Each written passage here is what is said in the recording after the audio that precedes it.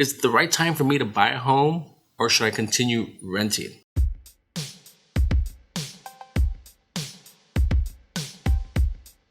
Buying a house, are you ready for it? Are you not ready for it, and should you continue renting? Well, it's all about whether or not you are financially ready to make that commitment. When we fall in love with somebody, are we ready to commit to that person? And if so, great. Then are you ready to commit to a home and settle down? Now, my wife and I bought our home 20 years ago. We had been renting for 3 years, saving up money for our home. It took us about 6 months to find the right home, and I would never take that decision back. I'm glad we made that decision.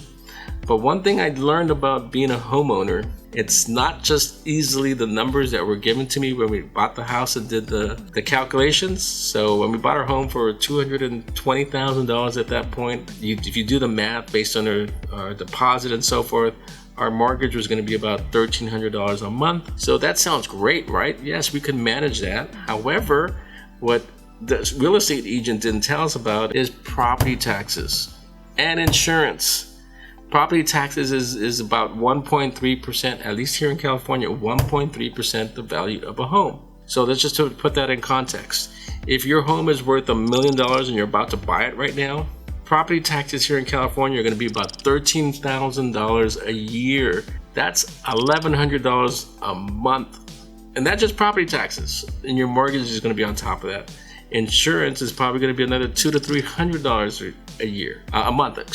So that's about $1,500 a month just for property taxes and insurance. And that's where I see a lot of new homeowners, especially in today's real estate market where it's really expensive, kind of regret buying a home because they didn't think about the property tax and the insurance and the total cost of everything, including repairs. So another downfall or pitfall for being a homeowner is it's all on you when something breaks down in the house. Now, I also remember after purchasing this house, I remember there's a time about 10 to 15 years later that we kept on having sewer problems.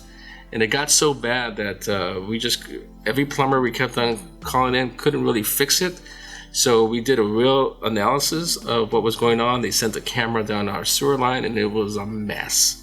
And our sewer pipes were broken in many parts of our backyard. So what was the solution was to repipe the entire thing, and that cost us about $9,000, nearly wiped out our savings account. But we made that decision to do it because we knew in the long run it would be beneficial. But does that mean that we weren't planning for it? No, we weren't. We didn't expect that. We figured our home was going to be fine. So as homeowners, things happen and you've got to be prepared for that. So that's why we always talk about an emergency fund.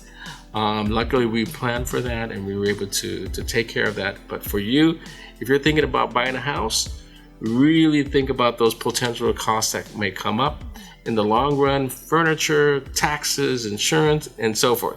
If you're renting, that's the owner's responsibility for the major stuff, whether it's a broken faucet, electricity went out, so that the owner takes care of all that. And the owner also pays the taxes and insurance and passes on the cost to you as a renter. In today's market, rent is pretty expensive out there. In some cases, you're paying for the mortgage of that person that owns that house. Hi, Pearl. You don't have to raise your voice.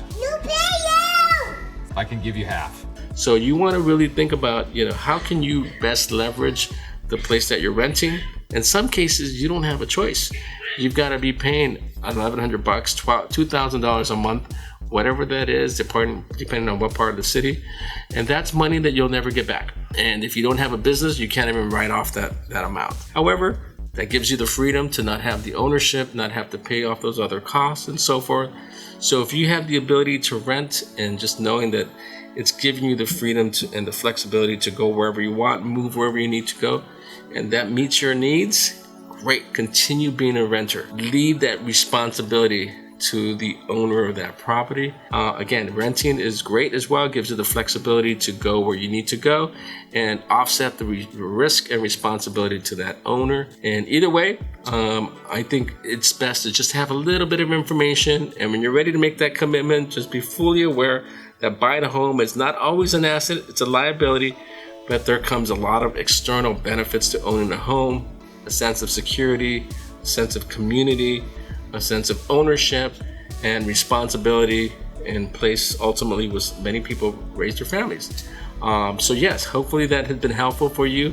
I wish you the best of luck. If you have any questions, don't be afraid to comment or reach out to me, and hopefully I can help you in reaching your goals and dreams. Take care.